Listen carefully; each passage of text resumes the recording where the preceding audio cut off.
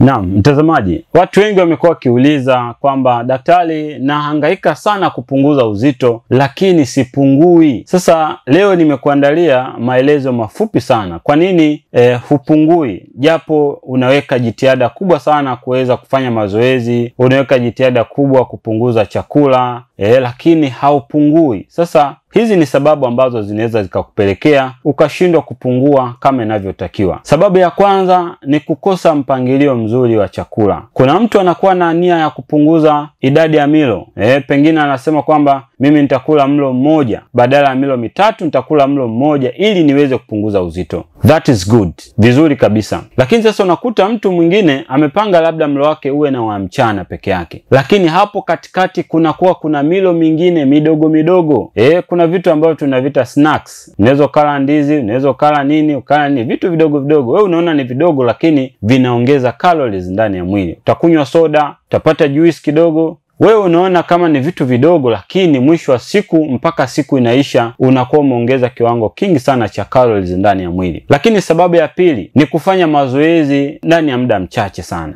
Unafanya mazoezi sawa, umewekeza jitihada za kufanya mazoezi, kitu ambacho ni kizuri kabisa. Lakini mazoezi yako unafanya ndani ya dakika 5 mpaka dakika 10 umemaliza. Tena inawezekana ukawa unatembea, hali ambayo inapelekea hata mafuta yale ndani ya mwili hayachomwi kama inavyotakiwa. Unatembea taratibu sana. Ndani ya dakika 5 dakika 10 umemaliza, unasema umefanya mazoezi. Sasa unaweza ukafanya hivyo kwa muda mrefu lakini usione matokeo, usione mabadiliko yoyote. Kwa hiyo jitahidi sana. Yawezekana wewe ukawa ni beginner kwenye mazoezi, haina shida. Leo umetembea dakika 10, kesho tembea dakika 20, kesho kutwa 30. Jitahidi sana mazoezi unavyofanya yasipungue dakika 30. Lakini kama unatembea, basi jitahidi uweze kutembea kwa haraka. Siku nyingine jaribu kukimbia taratibu, ili kusudi basi mafuta yale ndani ya mwili au cholesterol iweze kuchomwa na uweze kupunguza uzito wako. Kwa hiyo mazoezi unayoyafanya ni mazoezi sawa unafanya, lakini mazoezi ambayo hayakidhi kuchoma mafuta ndani ya mwili. Lakini jambo la tatu, watu wengi hawapati usingizi.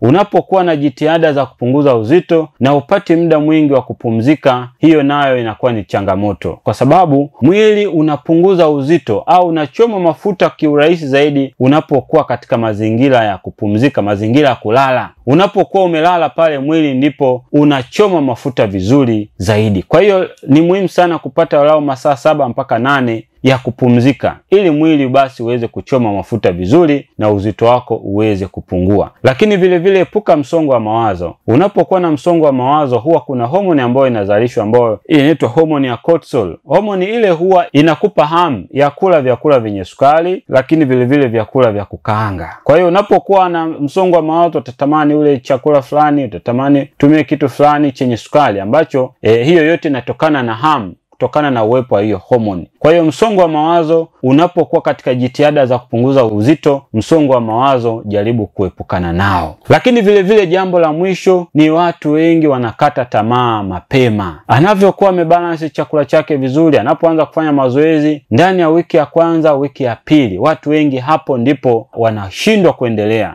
Anaamua kukata tamaa, anaamua sasa kula chakula tu chochote anachotaka, kwa sababu yeye anaona haoni mabadiliko yoyote. Sasa kukata tamaa mapema ni moja kati ya adui ambaye anakufanya unashindwa kupunguza uzito wako. Jua kabisa kupunguza uzito ni mchakato wa muda mrefu. Kama ambavyo unaongezeka taratibu, hivyo hivyo kupungua napo unapungua taratibu. Kwa hiyo hizi nimeona niandae hizi tips ili kusudi watu waweze kufahamu ni mambo gani ambayo yanaweza kupelekea ukashindwa kupunguza uzito wako vizuri. Sasa kwa elimu zaidi, endelea kufuatilia channel yetu, lakini unaweza kutafuta kwa namba yetu ya simu ambayo ipo kwenye screen yako. Tupigie simu tuweze kushauriana, tuweze kuzungumza. Lupimo Sanitarium Clinic, tunaamini afya bora ni mtaji wako. Asante.